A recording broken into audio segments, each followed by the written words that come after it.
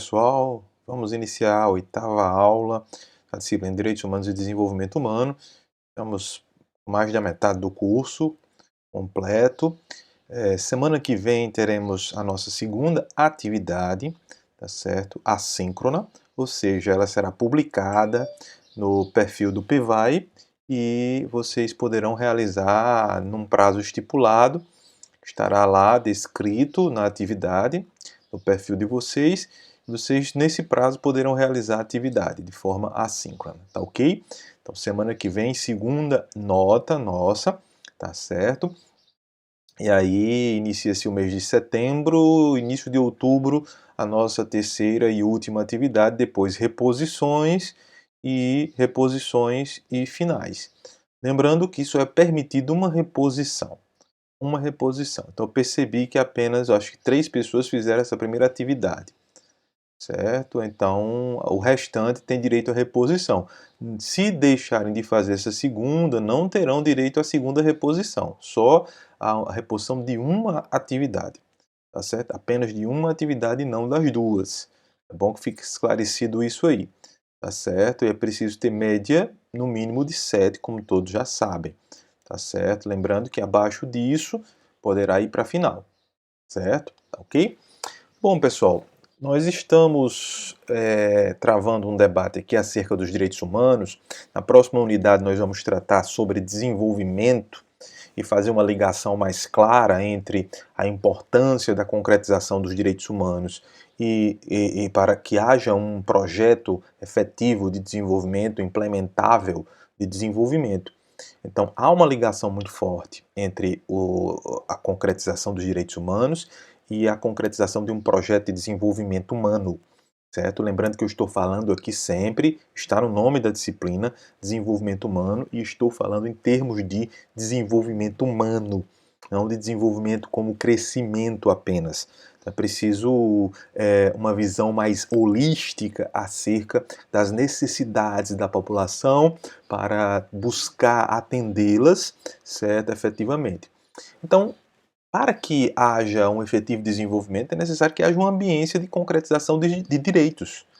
Se não há uma ambiência de concretização de direitos, então não há desenvolvimento. O caso mesmo lá do Afeganistão, que vocês todos estão acompanhando, é um caso claro, né? Não há cumprimento dos direitos humanos, não há cumprimento de direitos, consequentemente não há uma ambiência de desenvolvimento. Então, com a tomada do governo que tentava implementar uma democracia, certo? Há 20 anos, a tentativa era essa, volta o Talibã tem uma outra visão de mundo, né, conservadora, restritiva de direitos, principalmente para as mulheres, né?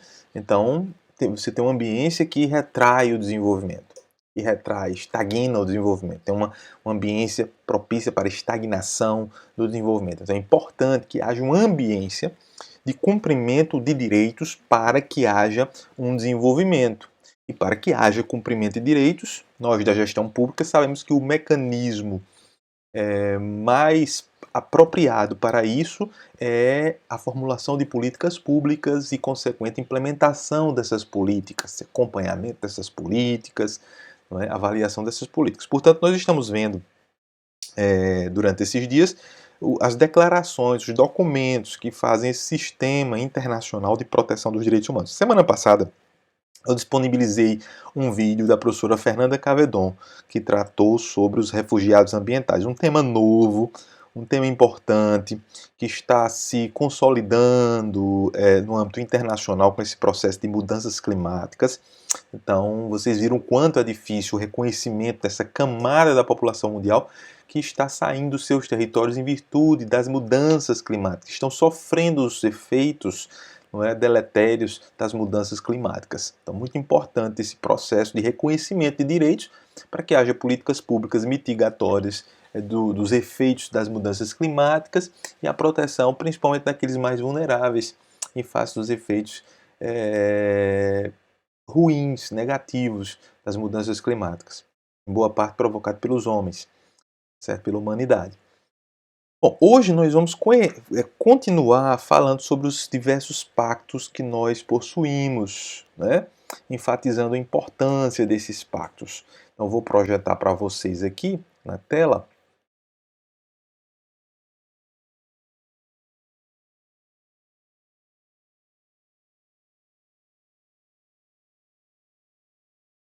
Então vamos iniciar hoje a tratar do Pacto Internacional dos Direitos Econômicos e Sociais. Nós vimos que essa história dos direitos humanos, ela se divide em dois momentos principais. O firmamento dos direitos civis e políticos, lá na Revolução Francesa, a reafirmação disso na Declaração Universal dos Direitos Humanos, de 1948, e, consequentemente, o reconhecimento de que reconhecer os direitos civis e políticos não seria suficiente para concretizar, certo, o desiderato, o projeto de universalização dos direitos humanos. Seria necessário avançar para a concretização efetiva desses direitos mais cotidianos de todos nós, direitos sociais, direitos econômicos, sociais e culturais, certo? Por isso que o Pacto Internacional dos Direitos Econômicos, Sociais e Culturais teve como função buscar a concretização daquilo que foi declarado na Declaração Universal dos Direitos Humanos em 1948, certo? Esse pacto foi reconhecido no Brasil pelo Decreto 591/92. Como eu disse a vocês já em aulas passadas, essas normas fazem parte do direito internacional, certo? É, há uma assinatura, há uma aceitação por parte do chefe de Estado do nosso país, porém, para se tornar norma interna, aplicável, efetiva, com eficácia, ela precisa ser reconhecida pelo parlamento. E esse reconhecimento é feito mediante um decreto legislativo, que leva uma numeração específica, no caso aí o 591/92. Que nós da gestão pública precisamos entender esse processo todo burocrático, formalístico, porque vamos lidar com isso diariamente nas nossas atividades, seja numa consultoria, seja numa atividade pública mesmo, efetiva por meio de concurso público, ou seja, como mandatário, como vereador, como prefeito, como governador, como presidente, a gente trabalha com todas essas hipóteses, né? Nós não podemos pensar pequeno. Então, eu vou fazer alguns destaques para vocês de trechos importantes desses pactos. Nós não vamos ver todo o pacto, né? Bastante extenso, vamos ver o que é principal, o que nos interessa efetivamente, tá ok? Qualquer dúvida que vocês tenham, coloca no chat do vídeo ou no chat do PVAI, tá certo? E a gente vai respondendo à medida que vai chegando essas dúvidas, tá ok? No artigo 6º desse decreto, nós temos o seguinte: os Estados partes do presente pacto reconhecem o direito ao trabalho e compreendem o direito de toda pessoa de ter a possibilidade de ganhar a vida mediante um trabalho livremente escolhido ou aceito e tomarão medidas apropriadas para salvaguardar esse direito. Veja, o trabalho é visto como um direito e, ao mesmo tempo, ele é um direito que busca concretizar outros interesses, outros direitos, certo? Além de ser um direito humano, vai ser um direito que vai concretizar efetivamente outros direitos. Sem trabalho, você não tem sustento. Sem sustento, você não tem como concretizar uma vida plena, efetivamente. No item 2, fala-se o seguinte: as medidas que cada Estado parte do presente pacto tomará a fim de assegurar o pleno exercício desse direito deverão incluir a orientação e a formação técnica e profissional, a elaboração de programas, normas e técnicas apropriadas para assegurar um desenvolvimento econômico, social e cultural constante e o pleno emprego produtivo em condições que salvaguardem aos indivíduos o gozo das liberdades políticas e econômicas fundamentais. Veja, o texto do pacto deixa claro que o gozo desse direito, usufruir o direito ao trabalho, ter trabalho, ele possibilita, certo, o acesso às liberdades políticas e econômicas fundamentais. Sem o acesso ao trabalho, essas liberdades políticas e econômicas ficam comprometidas. E aí é necessário o Estado parte. Estado parte é quem? Aquele que assinou. No caso, o Brasil assinou, reconheceu, incorporou esse pacto no ordenamento jurídico pátrio, internamente ao nosso país, certo? Através do reconhecimento do parlamento. E aí o Estado brasileiro é quem vai propiciar, é a parte que assinou, que vai propiciar tudo o que for necessário para concretizar esse direito ao trabalho. Lá no artigo 7º, nós temos o seguinte: os Estados partes do presente pacto conhecem o direito de toda pessoa de gozar ou usufruir de condições de trabalho justas e favoráveis que assegurem especialmente. Veja, sempre o direito ao trabalho está seguido desse qualificativo: justas, condições de trabalho justas e favoráveis. Não é só o trabalho pelo trabalho. O trabalho não pode ter natureza similar ao trabalho escravo, por exemplo. Tá certo? Uma atividade forçada pode ser considerada um trabalho, mas não tem condições favoráveis justas, né? Favoráveis e justas. Então, condições favoráveis e justas implica em se ter uma espécie de trabalho que respeite o direito do cidadão, respeite o direito do indivíduo, que não violente o indivíduo, que não traga uma situação de sofrimento ao indivíduo, e sim um trabalho com condições harmônicas, condições saudáveis, salubres, e que possa provocar e que possa ensejar a possibilidade de felicidade para aquele trabalhador, que assegurem especialmente uma remuneração que proporcione, no mínimo, a todos os trabalhadores, um salário mínimo, por exemplo, né? Claro que não é o suficiente, nós sabemos disso, né? O DIEESE, inclusive, aponta que o salário mínimo ideal no Brasil seria de R$ 5.000, né? Só que não é isso, né? É um quinto disso. E aí nós sabemos que é difícil sobreviver hoje com o salário mínimo, mas é o que é estipulado na lei. Mesmo sendo estipulado na lei, não significa que seja o justo ainda, tá certo? Mas o Estado brasileiro estabelece um patamar mínimo, assegura em lei um salário mínimo, abaixo dele ninguém poderá pagar, tá certo? Então, um salário equitativo e uma remuneração igual por um trabalho de igual valor, sem qualquer distinção. Então, trabalhos iguais merecem remunerações iguais, nenhuma distinção. Em particular, as mulheres deverão ter a garantia de condições de trabalho não inferiores às dos homens e perceber a mesma remuneração que eles por trabalho igual. Veja que aqui já tem uma ressalva em relação às mulheres, para que ela tenha condições igualitárias de trabalho em relação ao homem, mas tem um pacto específico contra qualquer tipo de discriminação em face das mulheres, que a gente vai ver posteriormente. Então, uma existência decente para eles e suas famílias, em conformidade com as disposições do presente pacto, né? Uma existência digna, decente, né? Tudo relacionado com a dignidade humana, a segurança e a higiene do trabalho, trabalho salubre, né? Igual oportunidade para todos de serem promovidos em seu trabalho à categoria superior, que lhes correspondem outras considerações, sem outras considerações que as do tempo de trabalho e capacidade, igual oportunidade para todos de serem promovidos, igualdade de oportunidades de promoção, de evolução no seu emprego, o descanso, o lazer, a limitação razoável das horas de trabalho, férias periódicas remuneradas, assim como a remuneração dos feriados. Veja que isso é importante. O pacto ele coloca obrigações, inclusive para aqueles estados que se consideram liberais, né, e que não pagam esses direitos efetivamente. Ela recomenda que haja a remuneração desse período de descanso, a moderação dos feriados, né, uma hora compatível com a saúde do trabalhador, que não venha comprometer a carga de trabalho, não venha comprometer a saúde do trabalhador. Uma carga de trabalho excessiva pode trazer danos à saúde do trabalhador.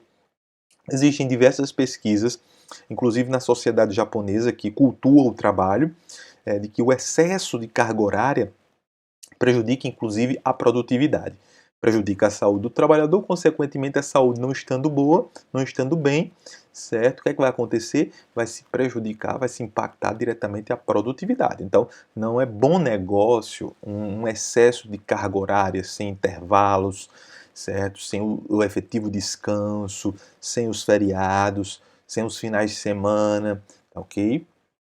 Sem as folgas, né? O artigo 8º, lá no item 1, fala o seguinte: os Estados-partes do presente pacto comprometem-se a garantir o direito de toda pessoa de fundar com outras sindicatos e de filiar-se ao sindicato de escolha, sujeitando-se unicamente aos estatutos da organização interessada, com o objetivo de promover e de proteger seus interesses econômicos sociais. O exercício desse direito só poderá ser objeto das restrições previstas em lei e que sejam necessárias em uma sociedade democrática no interesse da segurança nacional ou da ordem pública para proteger os direitos e os interesses alheios, liberdades alheias, aliás, para proteger os direitos e as liberdades alheias. Veja, todos esses direitos que nós estamos citando aqui, que está no Pacto Internacional dos Direitos Econômicos, Sociais e Culturais, reconhecido pelo Decreto 591/92, do Brasil, já está previsto na nossa Constituição Federal. O direito de associação, de sindicalização do trabalhador também é previsto na nossa Constituição. O direito de sindicalizar-se e o direito de não se sindicalizar. Você não é obrigado a se sindicalizar. É possível se sindicalizar, você se associar a um sindicato, como também você pode negar essa associação, sem nenhum problema. Faz parte do âmbito da liberdade. O item B fala o seguinte: o direito dos sindicatos de formar federações ou confederações nacionais e o direito destas de formar organizações sindicais internacionais ou de filiar-se às mesmas. Então, o direito dos sindicatos de se associar a outros sindicatos formando confederações, federações nacionais e internacionais está preservado. Deve ser preservado.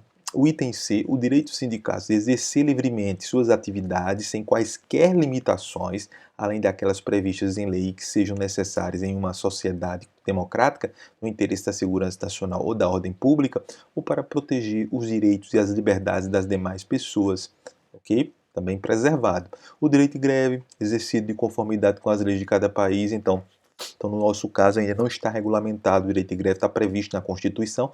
Tem algumas decisões, algumas não, várias decisões judiciais sobre isso, sobre direito de greve, mas não está devidamente regulamentado em lei, tá certo? O presente artigo não impedirá que se submeta a restrições legais o exercício desses direitos pelos membros das Forças Armadas, da política ou da administração pública. Veja bem, o presente artigo não impedirá que se submeta a restrições legais o exercício desses direitos pelos membros das Forças Armadas, da política ou da administração pública. Veja, o direito, todos esses direitos ele é aplicável aos trabalhadores. Porém, existem categorias de trabalhadores específicos que vão ser regidos por um regramento diferenciado, um regime jurídico diferenciado. É isso que o item 2 fala. Ele fala o seguinte: o presente artigo não impedirá que se submeta a restrições legais o exercício desses direitos pelos membros das Forças Armadas, da política ou da administração pública. Então, os membros das Forças Armadas, da política e da administração pública podem ter esse direito restrito, certo? Item 3. Nenhuma das disposições do presente artigo permitirá que os Estados-partes da Convenção de 1948 da Organização Internacional do Trabalho relativa à liberdade sindical e à proteção do direito sindical venham a adotar medidas legislativas que restringam ou a aplicar a lei de maneira a restringir as garantias previstas na referida convenção. Tá ok. Veja, no artigo 9 nós temos o seguinte: os Estados-partes do presente pacto reconhecem o direito de toda pessoa à previdência social, inclusive o seguro social. Então, dentre os direitos sociais está a previdência social, assegurada na nossa Constituição, recomendado também pelo Pacto Internacional dos Direitos Econômicos, Sociais e Culturais. É um direito humano, certo? No artigo 10, nós temos o seguinte: os Estados-partes do presente pacto reconhecem que deve-se conceder à família, que é o elemento natural e fundamental da sociedade, as mais amplas proteções, as mais amplas proteção e assistência possíveis, especialmente para a sua constituição e enquanto ele for responsável pela criação e educação dos filhos, ok? O matrimônio deve ser contraído com o livre consentimento dos futuros cônjuges. Então, a família é protegida, a família, enquanto estiver no papel de educação daquele grupo, da sociedade, certo? Terá seus direitos, terá sua proteção. O casamento ele deve ser espontâneo e não forçado. Deve-se conceder proteção especial às mães por um período de tempo razoável antes e depois do parto. Então, o direito à licença maternidade advém daí também, tá certo? Está consagrado na nossa Constituição, na nossa legislação infraconstitucional também. Durante esse período, deve-se conceder às mães que trabalham licença remunerada ou licença acompanhada de benefícios previdenciários adequados. No item 3, devem-se adotar medidas especiais de proteção e de assistência em prol de todas as crianças e adolescentes, sem distinção alguma por motivo de filiação ou qualquer outra condição. Deve-se adotar medidas especiais de proteção e de assistência em prol de todas as crianças e adolescentes.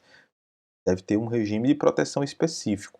Devem-se proteger as crianças e adolescentes contra a exploração econômico-social. Inclusive, tem um pacto específico para eles. Né? O emprego de crianças e adolescentes em trabalhos que eles sejam nocivos à moral e à saúde ou que lhes façam correr perigo de vida ou ainda que eles venham a prejudicar o desenvolvimento normal, certo? O desenvolvimento normal será punido por lei. Os estados devem estabelecer limites de idade sobre os quais fique proibido e punido por lei o emprego assalariado de mão de obra infantil. Então, é aquela ideia de que criança deve brincar e deve estudar, certo? Efetivamente, numa sociedade justa, normal, a criança brinca e trabalha, tá certo? E tem um período que ela começa a trabalhar efetivamente, ser treinada, estagiar, tá certo? Fazer trabalhos ali de aprendiz, efetivamente, aprendendo um ofício. Existe uma idade específica, certo? Aí tem muita polêmica em torno desse assunto, né? Criança deveria trabalhar, não tem problema trabalhar, sim, até compreendo o contexto em que essas falas acontecem, não é? Acontece, mas é preciso ver caso a caso, certo? Mas é importante cada momento da vida ser desfrutado, né? Esse momento da infância é importante para a formação do caráter do indivíduo, tá certo? Não deve ser restrito, usurpado do indivíduo. Como muitas crianças não têm infância, nós sabemos disso e precisam trabalhar para sustentar os pais. É outra questão específica, né? Então é muito importante isso. A gente precisa ter essa consciência, certo? A despeito de qualquer tipo de preconceito ou posicionamento ideológico, a gente precisa entender as fases de formação do indivíduo. Todas são importantes. Então, o artigo 11, o item 1, os Estados-partes do presente pacto reconhecem o direito de toda pessoa a um nível de vida adequado, para si próprio e sua família, inclusive a alimentação, vestimenta, né, vestuário e moradia adequadas, assim como a uma melhoria contínua de suas condições de vida. Os Estados-partes tomarão medidas apropriadas para assegurar a consecução desse direito, reconhecendo nesse sentido a importância essencial da cooperação internacional fundada no livre consentimento.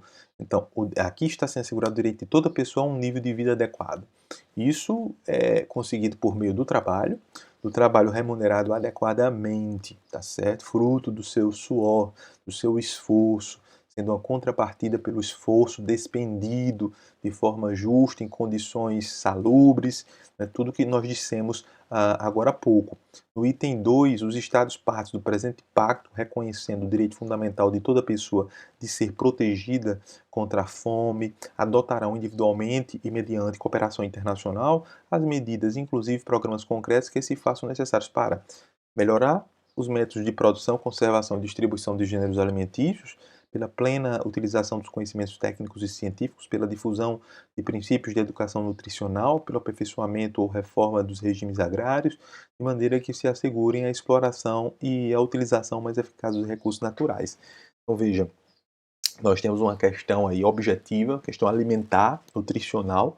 É preciso considerar a necessidade calórica diária para um indivíduo se desenvolver plenamente, né?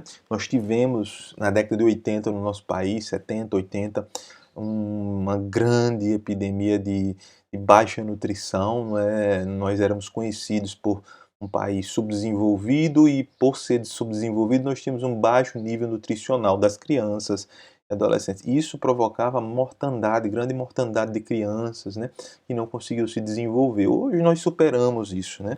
Superamos isso. Agora precisamos ser vigilantes para que não caiamos com as crises econômicas, fiscais, a austeridade fiscal, no desinvestimento das políticas sociais e, consequentemente, refletindo-se, certo, numa diminuição do aporte alimentício para essas crianças e adolescentes. Isso é muito importante para a formação deles. É muito importante e nós sabemos que é uma realidade de muitas comunidades no Brasil. No B, nós temos assegurar uma repartição equitativa dos recursos alimentícios mundiais em relação às necessidades, levando-se em conta os problemas tanto dos países importadores quanto dos exportadores de gêneros alimentícios. Esse é um ponto muito polêmico porque nós sabemos que vive no mundo inteiro uma competição, uma concorrência global.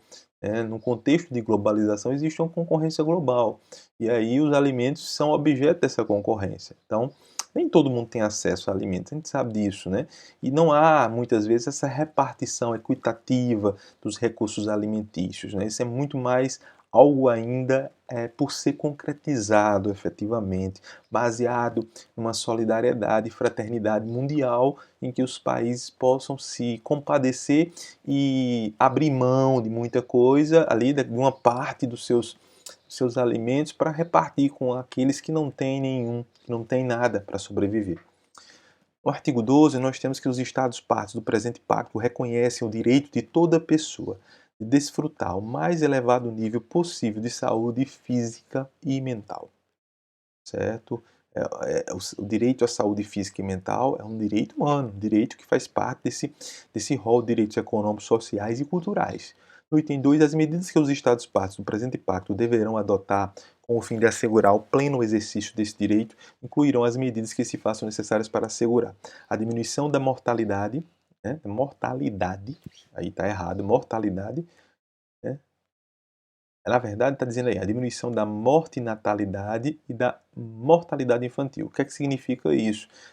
A mortalidade no início, no nascimento, e a mortalidade infantil, bem como o desenvolvimento das crianças. O pleno desenvolvimento, né, nutricional, calórico, né, a melhoria de todos os aspectos de higiene do trabalho e do meio ambiente, né? A prevenção e o tratamento das doenças epidêmicas, endêmicas, profissionais e outras, bem como a luta contra essas doenças.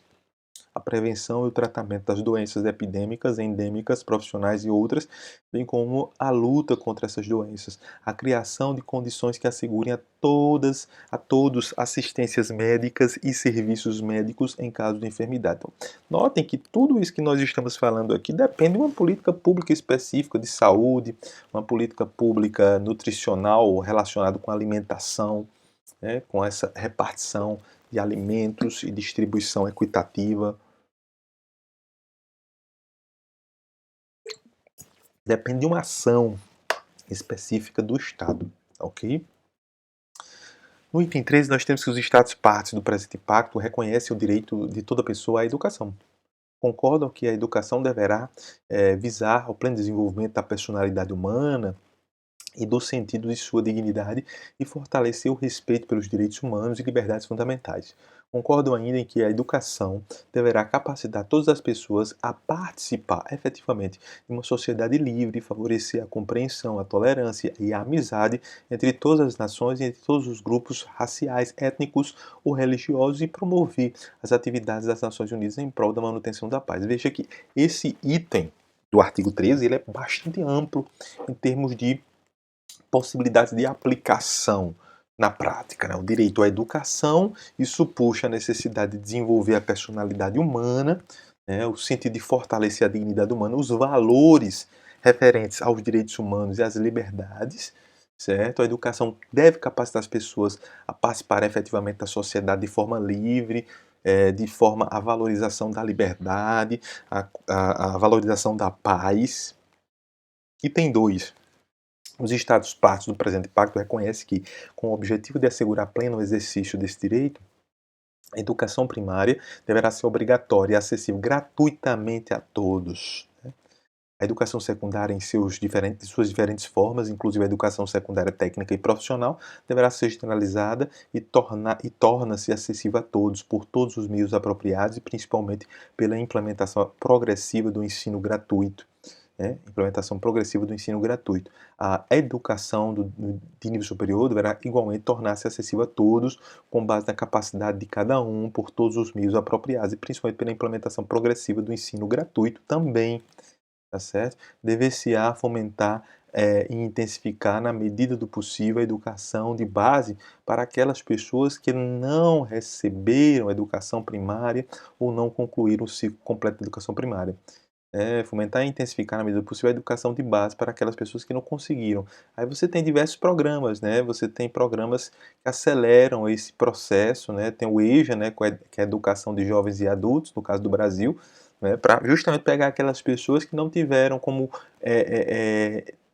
complementar ou completar, certo? Um ciclo do ensino fundamental, do ensino médio e precisa, mesmo que de forma tardia, mas não perdida, efetivamente cursar esses ciclos que elas perderam por algum motivo, porque tiveram que trabalhar na maioria das vezes, né.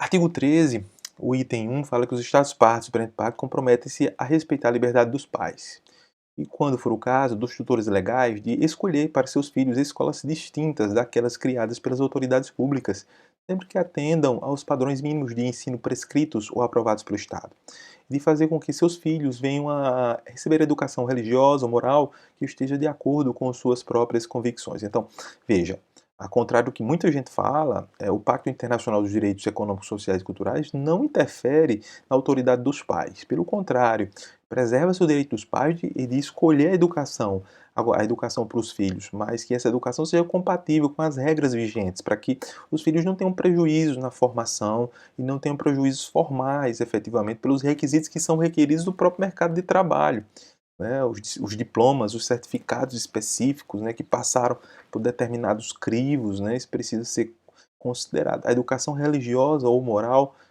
pode ser e deve ser implementada caso os pais assim o desejem.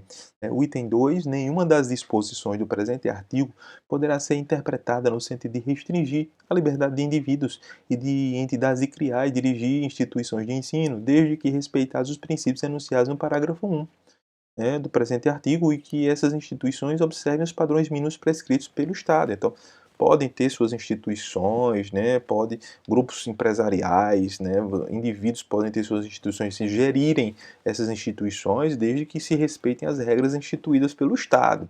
Responsabilidade de gerenciar, de estabelecer regras, né, para a educação de maneira formal, é do Estado, né, do Estado. No artigo 14, nós temos que todo Estado parte do presente pacto, que no momento de se tornar parte, ainda não tenha garantido em seu próprio território ou territórios sob sua jurisdição a obrigatoriedade e a gratuidade da educação primária, se compromete a elaborar e adotar, dentro de um prazo de 2 anos, um plano de ação detalhado destinado à implementação progressiva, dentro de um número razoável de anos estabelecidos no próprio plano, do princípio da educação primária obrigatória e gratuita para todos. Veja que o texto do pacto deixa muito clara a soberania daquele país, né?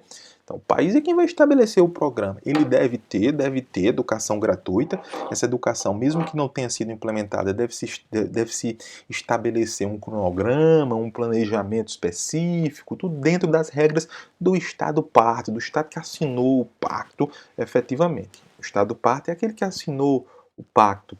E aí está submetido a essas regras, mas precisa sempre, pelo caminho da negociação, pelo caminho da diplomacia, buscar a implementação desses valores, até inclusive da própria consultoria da ONU, certo? Em relação a esses entes, no sentido de ajudar nesse processo de implementação.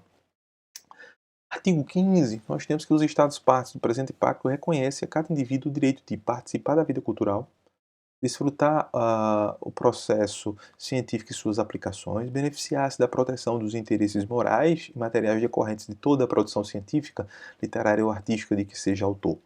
O item 2, as medidas que os Estados partes do presente pacto deverão adotar com a finalidade de assegurar o pleno exercício desse direito incluirão aquelas necessárias à convenção, ao desenvolvimento e à difusão da ciência e da cultura.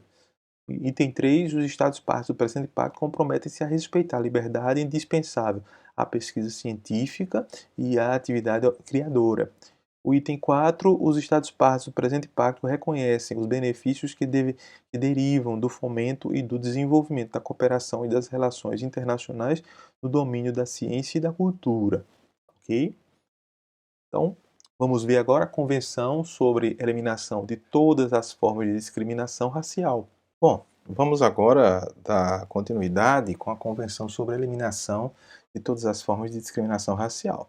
Então, o Pacto Passado sobre Direitos Econômicos Civis, Direitos Econômicos Sociais e Culturais trata ali rapidamente sobre a preconceito, né, a desigualdade em relação às mulheres. Aqui temos uma convenção que trata de forma ampla a questão do racismo. Logo no artigo 1º, certo? No item 1 do artigo 1º, nós temos nesta convenção a expressão discriminação racial, significará qualquer distinção, exclusão, restrição ou preferência baseadas em raça, cor, descendência, origem nacional ou étnica, que tem por objetivo ou efeito anular ou restringir o reconhecimento, gozo ou exercício no mesmo plano, em igualdade de condição, de direitos humanos e liberdades fundamentais no domínio político, econômico, social, cultural ou em qualquer outro domínio de vida pública. Então, nesta convenção, a expressão discriminação racial significará qualquer distinção, veja, de forma ampla, qualquer tipo de preconceito, exclusão, restrição ou preferência baseadas em raça, cor, descendência ou origem nacional ou étnica, certo? Que tem por objetivo o efeito anular ou restringir o reconhecimento, gozo ou exercício no mesmo plano, em igualdade de condição de direitos humanos e liberdades fundamentais no domínio político, econômico, social, cultural ou em qualquer outro domínio de vida pública. Então, seria como se eu restringisse efetivamente, ou agisse de forma seletiva em relação ao gozo de determinado direito, né, em face da sua cor da pele. Então, o negro não tem acesso a determinado direito, mas o branco, que está no mesmo status humano, certo? Ele teria condições de ter acesso, já o negro não. Nesse caso, a Convenção sobre a Eliminação de Todas as Formas de Discriminação é bem clara em relação a isso. Discriminação racial é uma categoria bastante ampla, conhecida pelo Decreto 65.810/69, tá certo?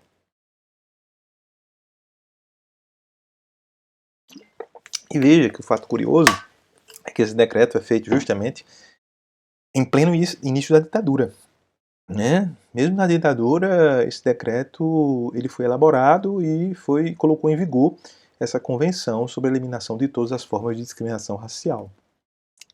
No item 3 do mesmo artigo, nós temos nada nesta convenção poderá ser interpretado como afetando as disposições legais dos Estados-partes. Aliás, voltando, eu não disse o item 2. Esta convenção não se aplicará às distinções, exclusões, se as é craseado. Esta convenção não se aplicará às distinções, exclusões, restrições e preferências feitas por um Estado-parte nesta convenção de cidadãos e não cidadãos. Certo? Aí veja, não é preconceito dizer que tal pessoa é nacional ou não é nacional daquele país. O que é que significa isso? Então, temos brasileiros que moram no nosso país, brasileiros que estão em outros países, mas são brasileiros, residem em outros países, mas são brasileiros. Nós temos estrangeiros que moram em nosso país e não têm cidadania. Então, por não ter cidadania, ele não goza de plenos direitos iguais ao do nacional, daquele que é brasileiro nato ou já naturalizado. Então, essa declaração ela não interfere nessa prerrogativa que o Estado tem de fazer essa diferenciação entre aquele que tem o status de nacional, ou seja, tem a cidadania brasileira, certo? Por ter nascido aqui, certo? Por ter nascido no Brasil, ou por aquisição, pela naturalização. Era estrangeiro, veio para o Brasil, morou, cumpriu os requisitos e adquiriu a cidadania brasileira. O item 3, nada nesta convenção poderá ser interpretado como afetando as disposições legais dos Estados-partes relativas à nacionalidade, cidadania e naturalização, desde que tais disposições não discriminem quando qualquer nacionalidade particular, ou seja, todas as nações podem pedir a nacionalidade brasileira, mas o Afeganistão não, certo? Aí isso já entra na seara da discriminação racial, étnica. Porque quando se fala de discriminação racial, não é referente apenas à cor. A cor é uma caracterização dessa raça. Pode ser uma caracterização, mas pode ser referente a uma determinada etnia. E não é negra propriamente dita. Pode ser os chineses, certo? Pode ser os japoneses, pode ser palavras torpes contra os chineses, por exemplo, né? Isso é uma forma de preconceito, de lesão a essa convenção sobre a eliminação de todas as formas de discriminação racial. Portanto, eu posso fazer discriminação referente a quem é nacional e quem não é nacional. Agora, eu não posso fazer discriminação selecionando determinadas nações. É diferente desse momento agora de pandemia. Por exemplo, os países como os Estados Unidos ou mesmo o Brasil, alguns países europeus, restringiram a entrada de determinadas nacionalidades em virtude da não vacinação dessa população ainda. Então, eu não quero que brasileiros entrem nos Estados Unidos porque lá o processo de vacinação ainda é muito lento, certo? Então está proibida a entrada de brasileiros. Se bem que hoje não se justifica mais, né? Não se justifica mais, porque o ritmo de vacinação já está bem acelerado, né? Inclusive até já superou o ritmo norte-americano, né? E não tem sentido. É só você exigir uma carteira de vacinação completa com as 2 doses, ou uma dose só no caso da vacina Johnson, né? Janssen, né? Da Johnson Johnson, a Janssen estabelece apenas uma dose. Quer dizer, se você tem a vacinação completa, as doses completas, então por que restringir a sua entrada naquele país, né? Eu entendo que aí o requisito foi cumprido, né? Não tem sentido restringir a entrada daquele brasileiro. Aí se exige hoje que você faça uma quarentena num outro país que permita a sua entrada para depois entrar nos Estados Unidos. Quer dizer, complicado, né? Então, 4. Não serão consideradas discriminação racial as medidas especiais tomadas com o único objetivo de assegurar o progresso adequado de certos grupos raciais ou étnicos ou de indivíduos que necessitem da proteção que possa ser necessária para proporcionar a tais grupos ou indivíduos igual gozo ou exercício de direitos humanos e liberdades fundamentais, contanto que tais medidas não conduzam, em consequência, à manutenção de direitos separados para diferentes grupos raciais e não prossigam após terem sido alcançados os seus objetivos. Veja, na prática, o item 4 ele possibilita que os estados estabeleçam regras específicas, evitando a entrada de determinada população, para não conflitar justamente com o desenvolvimento da sua. Não é? Agora, no momento que essas outras entram, não pode existir diferenciação entre elas. Tá certo? Essa é a questão. Não pode existir diferenciação no momento que elas entram. Agora, eu posso restringir a entrada de forma fundamentada para proteger os interesses da população que está em meu território. Essa é uma questão muito importante, né? Então, essa é uma questão muito importante a ser verificada, tá ok? Então, o artigo 2º fala o seguinte: os Estados-partes condenam a discriminação racial e comprometem-se a adotar, por todos os meios apropriados e sem tardar, uma política de eliminação da discriminação racial em todas as suas formas e de promoção de entendimento entre todas as raças e para esse fim. Tá lá. No item A, cada Estado, parte, compromete-se a efetuar nenhum ato ou prática de discriminação racial contra pessoas, grupos ou pessoas ou instituições e fazer com que todas as autoridades públicas nacionais e locais se conformem com esta obrigação. Então não haverá nenhum tipo de discriminação, tá certo? Por meio do Estado ou fora do Estado. Cada Estado parte compromete-se a não encorajar, defender ou apoiar a discriminação racial praticada por uma pessoa ou uma organização qualquer. Pelo contrário, o Estado deve buscar políticas para justamente coibir esse tipo de ação. O item C, cada Estado parte deverá tornar as medidas eficazes a fim de rever as políticas governamentais, nacionais e locais e para modificar, abrogar ou anular qualquer disposição regulamentar que tenha como objetivo criar discriminação ou perpetrá-la, onde já existir. No item D, cada Estado par deverá, por todos os meios apropriados, inclusive se as circunstâncias o exigirem, as medidas legislativas proibir, por fim, a discriminação racial praticadas por pessoa, por grupo ou das organizações. No item E, cada Estado parte compromete-se a favorecer, quando for o caso, as organizações e movimentos multirraciais e outros meios próprios a eliminar as barreiras entre as raças e a desencorajar o que tende a fortalecer a divisão racial. Tá certo?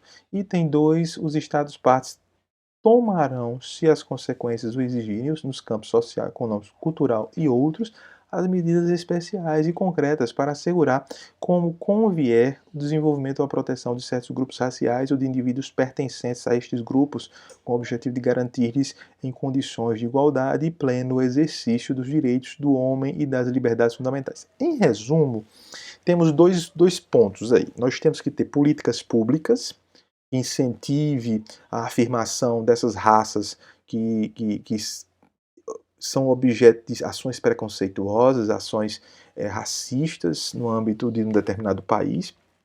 Segundo ponto, certo? Temos que ter leis que coíbam, inclusive criminalizem o racismo. Né? No caso, o nosso país tem os dois viés, a política de cotas é um exemplo.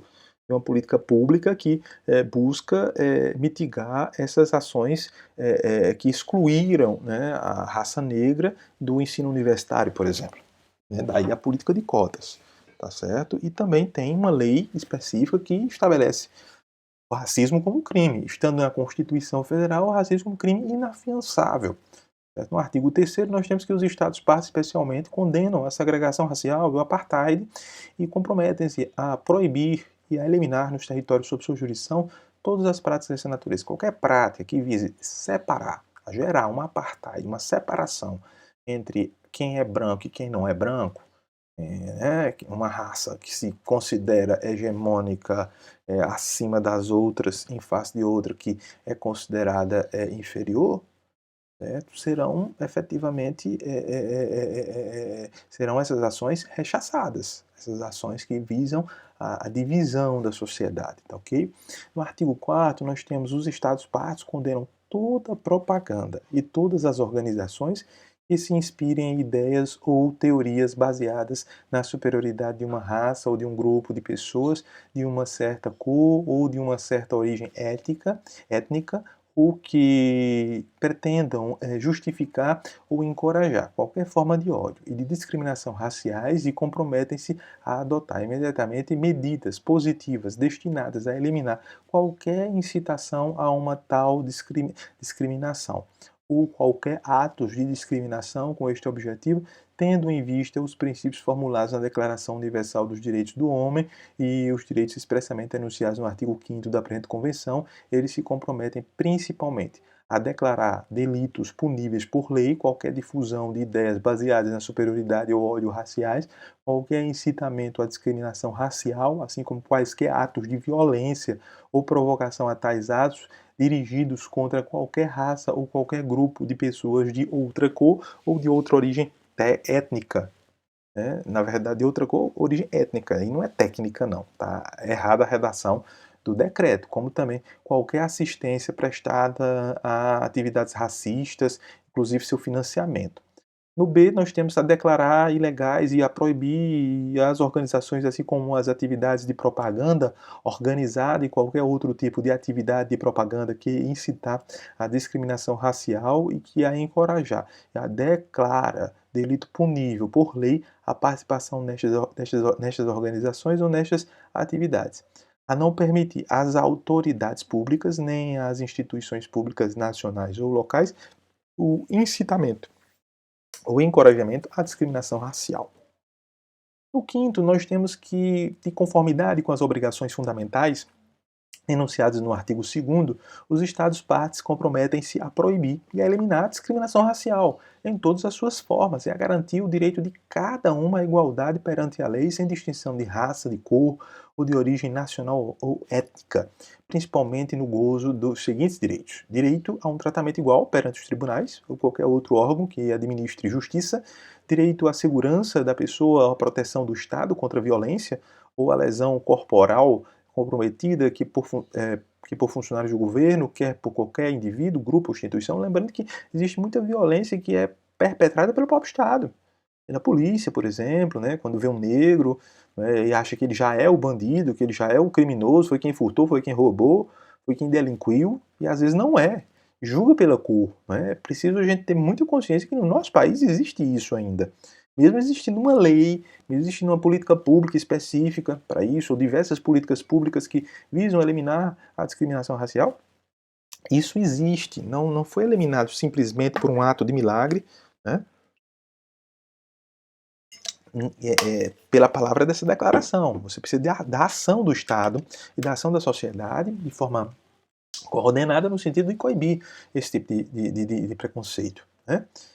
Direito à segurança, pessoa e a proteção do Estado contra qualquer tipo de violência, direitos políticos, principalmente direito de participar das eleições, de votar e ser votado, conforme o sistema de sufrágio universal, e igual o direito de tomar parte do governo, assim como na direção de assuntos públicos em qualquer grau, e o direito de acesso em igualdade de condições às funções públicas. Essa é uma questão central. A participação em partidos políticos, a participação em funções públicas. Você vê poucos negros participando de funções estratégicas, decisivas, né? De decisão, de tomar decisão, você tem poucos negros participando. Então, outros direitos civis, principalmente, direito de circular livremente e de escolher residência dentro das fronteiras do Estado, direito de deixar qualquer país, inclusive o seu, e de voltar a seu país, direito de uma nacionalidade, direito de casar-se e escolher o cônjuge, né? Direito de qualquer pessoa, tanto individualmente como em conjunto, à propriedade, direito de herdar, direito à liberdade de pensamento, de consciência e de religião, direito à liberdade de opinião e de expressão, direito à liberdade de reunião e de associação pacífica, direitos econômicos, sociais e culturais principalmente, direitos ao trabalho, à livre escolha de seu trabalho, a condições equitativas e satisfatórias de trabalho, a proteção contra o desemprego, a um salário igual para um trabalho igual, né, a uma remuneração equitativa e satisfatória, direito de fundar sindicatos e a eles se filiar, direito à habitação, direito à saúde pública, tratamento médico, à previdência social e aos direitos sociais, direito à educação e à formação profissional, direito à igual participação das atividades culturais, direito de acesso a todos os lugares e serviços destinados ao uso público, tais como meios de transporte, hotéis, restaurantes, cafés, espetáculos e parques. Certo? No artigo 6º, temos o seguinte: os Estados-partes assegurarão a qualquer pessoa que estiver sob sua jurisdição proteção e recursos efetivos perante os tribunais nacionais e outros órgãos do Estado competentes contra quaisquer atos de discriminação racial que, contrariamente à presente convenção, violarem seus direitos individuais e suas liberdades fundamentais, assim como o direito de pedir a esses tribunais uma satisfação ou repartição justa e adequada por qualquer dano de como foi vítima em decorrência de dano de que foi vítima em decorrência de tal discriminação. Portanto, nós temos o quê? Aí, nós temos aquela regra geral, né? Não adianta também me dar o direito e me dar a possibilidade de agir. Então, eu tenho que dar o direito e a possibilidade de agir. Então, tenho que ter condições de coibir, eu individualmente ou em grupo, coibir aquela ação por meio de ações na justiça, pedindo indenização, pedindo a devida punição penal, certo? Em relação àquele crime racial. É tudo isso. Injúria racial, que nós chamamos também. Artigo 7º, os Estados-partes comprometem-se a tomar as medidas imediatas e eficazes, principalmente no campo de ensino, educação e da cultura e da informação, para lutar contra os preconceitos que levem à discriminação racial e para promover o entendimento, a tolerância e a amizade entre nações e grupos raciais e étnicos. Étnicos, aí tem sempre éticos ao invés de étnicos, né? Está lá no site do próprio Planalto, né?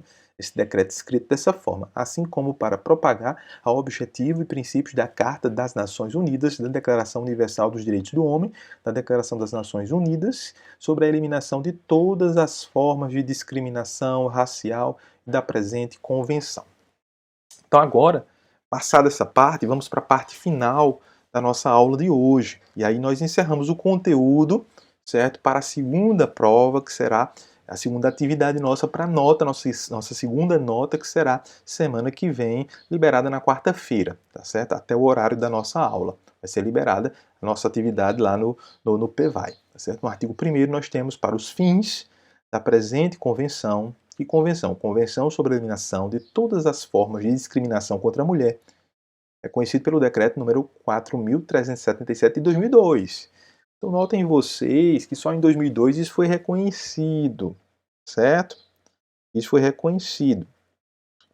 Mesmo porque, a partir de 88, a Constituição Federal do nosso país já dispunha no artigo 5º a igualdade de direitos e deveres entre homem e mulher. Então, a nossa Constituição já estava reconhecendo em 88, em 2002 foi reconhecida a Convenção sobre a Eliminação de todas as formas de discriminação contra a mulher, como uma atitude clara do nosso país de coibir qualquer tipo de discriminação ou falta de isonomia de direitos e deveres entre homem e mulher. Então está lá no artigo 1º, para os fins da presente convenção, a expressão discriminação contra a mulher, outra categoria de discriminação, significará toda distinção, exclusão ou restrição baseada no sexo e que tenha por objeto ou resultado prejudicar ou anular reconhecimento, gozo ou exercício pela mulher, independentemente de seu estado civil, casada ou solteira, com base na igualdade do homem e da mulher, dos direitos humanos e liberdades fundamentais nos campos político, econômico, social, cultural e civil, ou em qualquer outro campo. Então, de forma ampla, discriminação contra a mulher é coibir qualquer tipo de ação que vise tolher os direitos da mulher. diferenciá-la em face do homem, dando menos direitos, por exemplo. Lá no artigo 2º, nós temos o seguinte, da presente convenção no decreto. Então, os Estados-partes condenam a discriminação contra a mulher em todas as suas formas.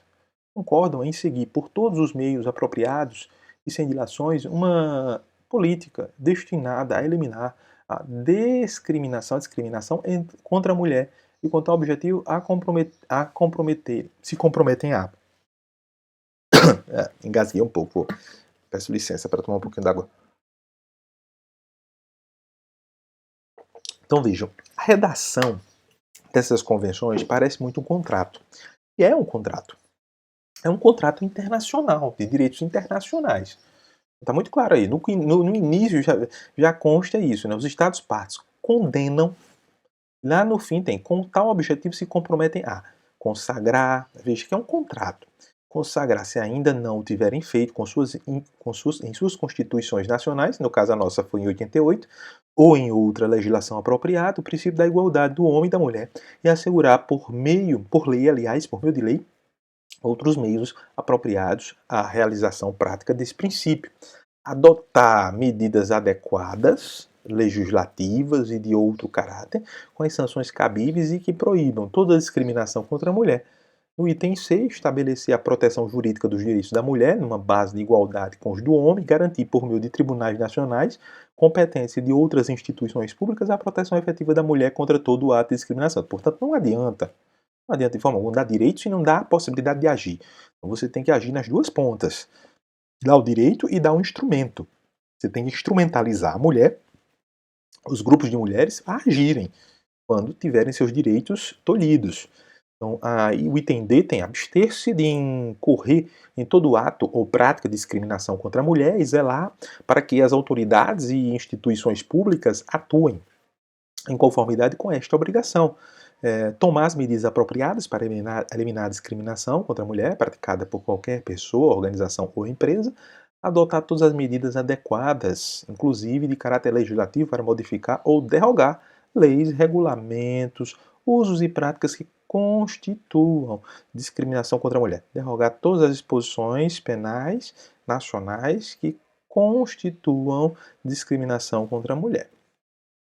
Artigo 3º, os Estados-partes tomarão em todas as esferas, e em particular nas esferas política, social, econômica e cultural, todas as medidas apropriadas, inclusive de caráter legislativo, para assegurar o pleno desenvolvimento e progresso da mulher, com o objetivo de garantir-lhe o exercício e gozo dos direitos humanos e liberdades fundamentais em igualdade de condições com o homem. Veja, um detalhe muito importante é essa questão do exercício, né? Aquilo que eu venho falando, não adianta você dar o direito e não dar um instrumento. Você precisa ter políticas que viabilizem a mulher ter acesso a esses direitos. Porque senão fica só na teoria, fica só no âmbito da norma. E é preciso concretizar isso. Repito, isso é concretizável por meio de políticas públicas. No artigo 4º, no item 1, nós temos a adoção pelos Estados-partes de medidas especiais de caráter temporário destinadas a acelerar a igualdade de fato entre o homem e a mulher. Não se considerará a discriminação na forma definida nesta convenção, mas de nenhuma maneira implicará, como consequência, a manutenção de normas desiguais ou separadas. Essas medidas cessarão quando os objetivos de igualdade de oportunidade de tratamento houverem sido alcançados. Então, nós temos que adotar políticas públicas temporárias que permitam acesso facilitado para as mulheres para eliminar essas desigualdades. É isso que prega o item 1 do artigo 4º. Políticas públicas temporárias. Política de cota, por exemplo, temporário. Quando chegar aquele patamar daquela meta, certo, de igualdade de direitos, aí sim você elimina aquela política, porque não é preciso mais daquela política. Porque já temos ali igualdade de acesso. O item 2 é a adoção pelos Estados-partes de medidas especiais, inclusive as contidas na presente convenção, destinadas a proteger a maternidade, não se considerar discriminatória. Eu vou proteger a maternidade especificamente. Não só o interesse da mãe está em jogo, mas o interesse do nascituro, daquele que está para nascer ali na barriga da mãe. Então necessita toda a proteção, todos os cuidados especiais. No artigo 5º, nós temos o seguinte: os Estados-partes tornarão todas as medidas apropriadas para modificar os padrões socioculturais de conduta de homens e mulheres com vista a alcançar a eliminação dos preconceitos e práticas consuetudinárias e de qualquer outra índole que estejam baseados na ideia de inferioridade ou superioridade de qualquer dos sexos ou eh, em funções estereotipadas de homens e mulheres. Na B, garantir que a educação familiar inclua uma compreensão adequada da maternidade como função social e o reconhecimento da responsabilidade comum de homens e mulheres no que diz respeito à educação e ao desenvolvimento de seus filhos, entendendo-se que o interesse dos filhos constituirá a consideração primordial em todos os casos, tá acima do interesse do homem e da mulher, certo? E esses são iguais. No artigo 6º nós temos os Estados-partes tomarão todas as medidas apropriadas, inclusive de caráter legislativo, para suprimir todas as formas de tráfico de mulheres e exploração da prostituição da mulher. Duas coisas importantes. Eliminar a prostituição da mulher, eliminar o tráfico de mulheres, certo? Fazer com que a mulher não precise trabalhar, né, em troca, trabalhar por sexo, utilizando as relações sexuais como moeda de troca, para poder sobreviver muitas vezes, né, para poder sobreviver. Dar condições para ela sair dessa vida, efetivamente. Parte 2, artigo 7º, os Estados-partes tomarão todas as medidas apropriadas para eliminar a discriminação contra a mulher na vida política e pública do país e, em particular, garantirão, em igualdade de condições com os homens, o direito a votar em todas as eleições e votar em todas as eleições e referendos públicos e ser elegível para todos os órgãos cujos membros sejam objeto de eleições públicas, participar na formulação de políticas governamentais e na execução destas e ocupar cargos públicos e exercer todas as funções públicas em todos os planos governamentais, participar em organizações e associações não governamentais que se ocupem da vida pública e política do país. Vejam só. Vejam só. Esse caso da participação da mulher na política é muito sensível aqui no Brasil, porque nós não conseguimos chegar nem na cláusula de barreira de 30%. Muitas vezes a gente consegue de forma artificial, cooptando mulheres, laranjas, que servem só para captar o recurso do fundo partidário, e esse fundo partidário não se destina nem à campanha dela, e sim à campanha de outro candidato. Ela é uma candidata fake, né? A gente tem que eliminar esse tipo de conduta. A gente precisa impulsionar o exercício da cidadania pela mulher através da política. Muito importante isso, muito importante. Através da sua vontade própria. Ela quer efetivamente participar porque ela tem consciência política. Essa consciência foi criada por meio de capacitações, por meio de formação política efetiva. E por isso que é importante, é fundamental o processo educacional para que isso seja uma revolução nas nossas vidas. O artigo 8º nós temos que os Estados-partes tomarão todas as medidas apropriadas para garantir à mulher, em igualdade de condições com o homem e sem discriminação alguma, a oportunidade de representar seu governo no plano internacional e de participar no trabalho das organizações internacionais. Certo? No artigo 9, os Estados-partes outorgarão às mulheres direitos iguais aos dos homens para adquirir, mudar ou conservar sua nacionalidade. Garantirão, em particular, que nem o casamento com um estrangeiro, nem a mudança de nacionalidade do marido durante o casamento modifiquem automaticamente a nacionalidade da esposa. Convertem-na em apátrida, convertam-na em apátrida ou sem pátria, né? Ou a obrigam, ou sem nacionalidade, é a mesma coisa. Ou a obriguem a adotar a nacionalidade do cônjuge, né? Ela pode adotar o que quiser. Os Estados-partes outorgarão à mulher os mesmos direitos que ao homem no que diz respeito à nacionalidade dos filhos.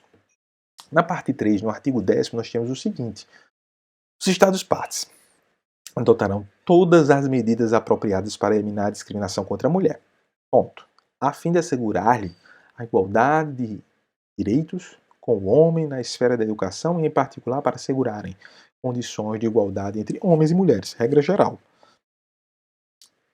As mesmas condições de orientação em matéria de carreiras e capacitação profissional, acesso aos estudos e obtenção de diplomas nas instituições de ensino de todas as categorias, tanto em zonas rurais como urbanas. Essa igualdade deverá ser assegurada na educação pré-escolar, geral, técnica e profissional, incluída a educação técnica superior, assim como todos os tipos de capacitação profissional. Acesso aos mesmos currículos e mesmos exames, pessoal docente no mesmo nível profissional, instalações e material escolar da mesma qualidade. a eliminação de todo o conceito estereotipado dos papéis masculino e feminino em todos os níveis e em todas as formas de ensino, mediante o estímulo à educação mista e a outros tipos de educação que contribuam para alcançar este objetivo e, em particular, mediante a modificação dos livros e programas escolares e adaptação dos métodos de ensino, evitando qualquer tipo de preconceito ali escrito nas linhas, nas letras do livro. Parte 3, no artigo 10º, ainda continuando, na letra D, as mesmas oportunidades para obtenção de bolsas de estudo e outras subvenções para estudos, as mesmas oportunidades de acesso aos programas de educação supletiva, incluídos os programas de alfabetização funcional e de adultos, com vistas a reduzir, com a maior brevidade possível, a diferença de conhecimentos existentes entre o homem e a mulher, redução da taxa de abandono feminino dos estudos e a organização de programas para aquelas jovens e mulheres que tenham deixado os estudos prematuramente. A linha G, né, a letra G, as mesmas oportunidades para participar ativamente dos esportes na educação física. Na H, acesso a material informativo específico que contribua para assegurar a saúde e o bem-estar da família, incluída a informação e o assessoramento sobre planejamento da família. No artigo 11, os Estados-partes adotarão todas as medidas apropriadas para eliminar a discriminação contra a mulher na esfera do emprego, a fim de assegurar, em condições de igualdade entre homens e mulheres, os mesmos direitos em particular. O direito ao trabalho como direito inalienável de todo ser humano, o direito às mesmas oportunidades de emprego, inclusive a aplicação dos mesmos direitos de seleção em questões de emprego, o direito de escolha livremente o direito de escolher livremente profissão, emprego, o direito à promoção e à estabilidade no emprego e a todos os benefícios e outras condições de serviço, e o direito ao acesso à formação e atualização profissionais, incluindo aprendizagem, formação profissional superior e treinamento periódico, o direito à igualdade de remuneração, inclusive benefícios, igualdade de tratamento relativa a um trabalho de igual valor, assim como igualdade de tratamento com respeito à avaliação de qualidade do trabalho. Na letra E, nós temos que o direito à seguridade social, em particular em casos de aposentadoria, desemprego, doença, invalidez, velhice ou outra incapacidade, né, para trabalhar, bem como o direito de férias pagas.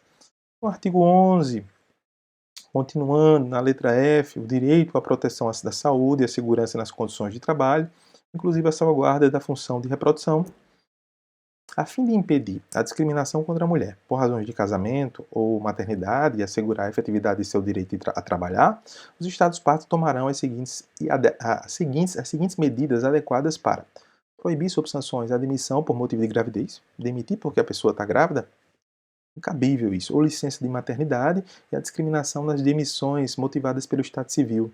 Não quero ninguém casado aqui, né? Não quero solteira, só quero casada. Problema.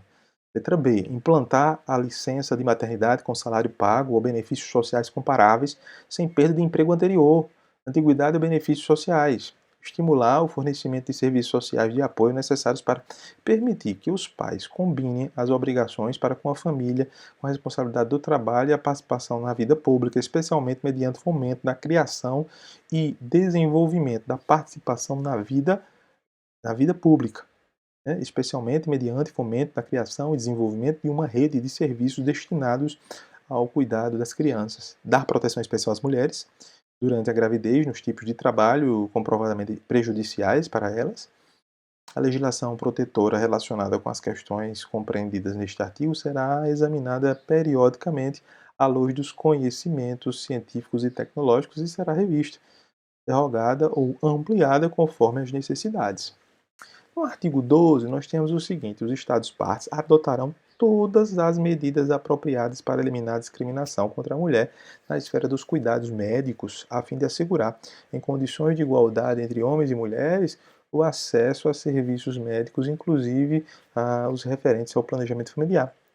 2. Sem prejuízo do disposto no parágrafo 1, os Estados-partes garantirão à mulher assistência apropriadas em relação à gravidez ou parto e ao período posterior ao parto, proporcionando assistência gratuita quando assim for necessário, e lhe assegurarão uma nutrição adequada durante a gravidez e a lactância. Importante isso.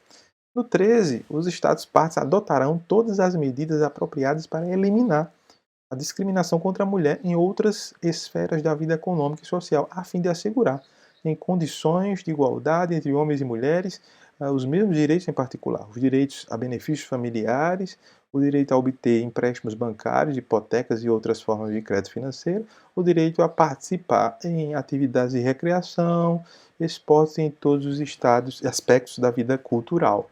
Né? No artigo 14, nós temos que os Estados-partes levarão em consideração os problemas específicos enfrentados pela mulher rural e o importante papel que desempenha na subsistência econômica de sua família, incluindo seu trabalho em setores não monetários da economia, e tomarão todas as medidas apropriadas para assegurar a aplicação dos dispositivos desta Convenção à Mulher das Zonas Rurais. Isso é importante.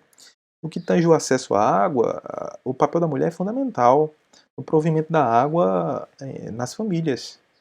Certo? Porque ela é quem vai atrás da água, ela é quem percorre muitas vezes quilômetros, 10 quilômetros, 15 quilômetros em busca da água mais próxima para poder sobreviver, assim como toda a sua família. Ela é provedora.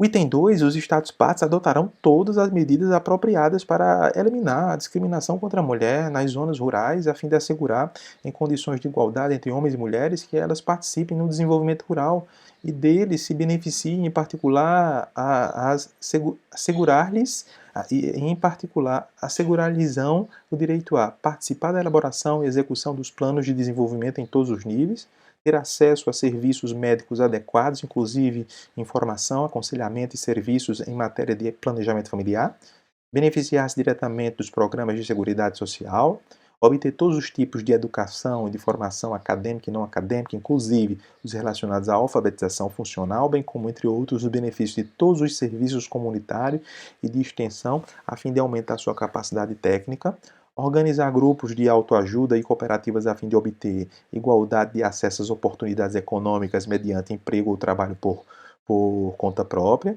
participar de todas as atividades comunitárias, ter acesso aos créditos e empréstimos agrícolas, aos serviços de comercialização e às tecnologias agropecuárias e estabelecer um tratamento igual nos projetos de reforma agrária e de restabelecimentos.